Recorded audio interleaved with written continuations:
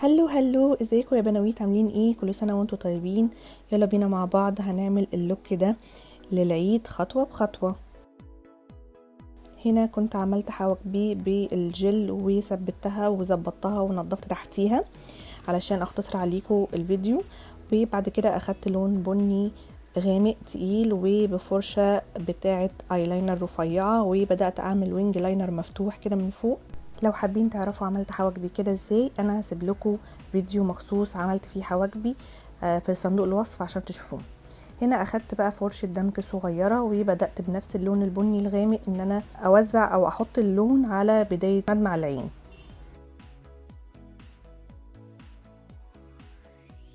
هقعد بقى اتقل في اللون حبة بحبة وادمج، اتقل في اللون وادمج لحد ما اوصل لدرجة اللون اللي انا عاوزاها.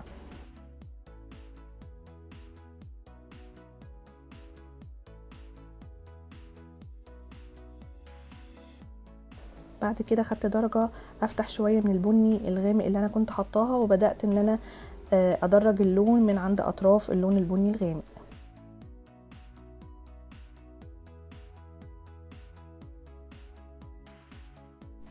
بعد كده حطيت نفس التدريجات اللي انا حطيتها في المدمع من قدام على الوينج لاينر من ورا، وبدأت بفرشة بنسل رفيعة ادمج اللون وادخله على جوه.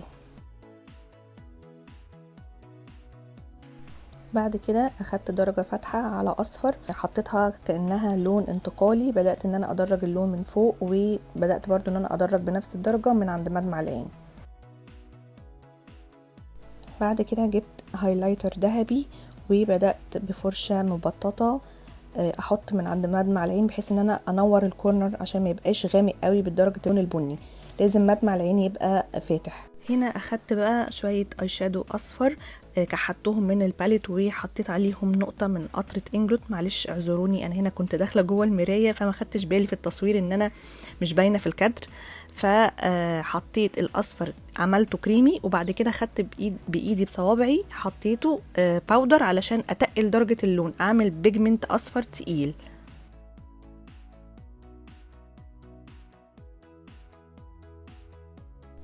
بعد كده بدأت أدمج الفواصل اللي ما بين اللون البني وما بين الأصفر عشان ما ينفعش يكونوا في فاصل ما بينهم. بعد ما خلصت جبت جليتر على ذهبي وبدأت كده على خفيف أحط جليتر، مش عايزة أتقله يعني، أنا حطيت حبة كده بحيث إن هو يدوبك يديني لمعة. بعد كده أخدت اي شادو اسود بفرشة برضو رفيعة وبدأت ان انا اتقل الخط من تحت بتاع الوينج اللي انا عاملاه في البداية بحيث ان هو يبان في تدريجة من تحت تقيل ومتموه لفوق على خفيف. بعد كده خدت الجل لاينر بتاع لوريال وبدأت ان انا اعمل اي لاينر صغنن كده على خفيف من ورا.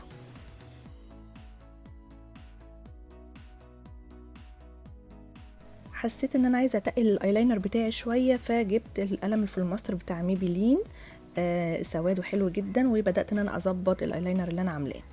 جبت بعد كده الماسكارا بتاعت لوريال وبدات ان انا احط ماسكارا. انا هنا يعني ما حبيتش ان انا احط رموش، اكتفيت ان انا احط ماسكارا بس، لكن انت لو عايزه تحطي رموش مفيش مشكله. هنا بقى اخدت الكونسيلر بتاع شي جلام وبدات ان انا انور بقى وانضف واخفي بقى الهالات من تحت عيني، فوزعت كميه صغيره. الكونسيلر ده يا بنات تحفه تحفه تحفه، يعتبر من مفضلاتي. الكفر بتاعه تقيل وبينافس براندات يعتبر هاي اند ومش بيخطط تحت العين وجميل وسعره يعتبر على قد الايد. طبعا البيوتي بلندر مش محتاجه اقولك انها تبقى مبلوله ومعصوره كويس وتبداي توزعي بيها بالراحه، ما تضغطيش قوي عشان ما تقلليش من الكفر. بعد كده اخدت الباليت بتاعت روزبيري وبدات ان انا احط بلاشر كريمي على خفيف. وهنا بقى جبت الكومباكت باودر بتاعت نوت، الدرجه بتاعتها 02. عايزه اقول لكم هي جميله جدا بس الغلطه ان انا ثبت بيها، المفروض ما كنتش ثبت بالكومباكت عشان انا بعد ما ثبت وخرجت يعني اليوم بتاعي لقيته تقيل، يعني حسيت ان اللوز باودر بتبقى افضل بكتير في التثبيت تحت العين، فالافضل طبعا ان انا اثبت الاول باللوز باودر وبعد كده ان انا لو حبيت اتقل الكفر شويه ممكن احط فوقيها كومباكت باودر. بعد ما خلصنا تثبيت بقى نبدأ ان نشتغل في الشادو تحت العين، وبدأت باللون البني برضو الغامق وعملت زي كحل كده على الووتر لاين بتاع العين. وكل الالوان اللي انا استخدمتها في الدمج من فوق اللي هو البني الغامق مع البني الفاتح، بعد كده درجت بالاصفر للاخر خالص، عملتها برضو في الشادو تحت العين.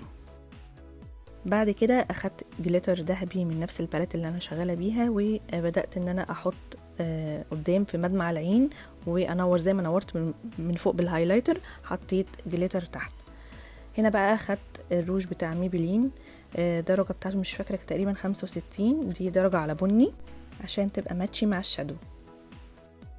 وبكده نكون وصلنا للفاينل لوك. يا رب يكون عجبكم وتكونوا انبسطتوا منه. ما تنسوش تعملوا لي لايك لو الفيديو عجبكم، وهستنى رايكم في الكومنتس، واستنوني فيديو جديد ومفيد مع نوني. سلام.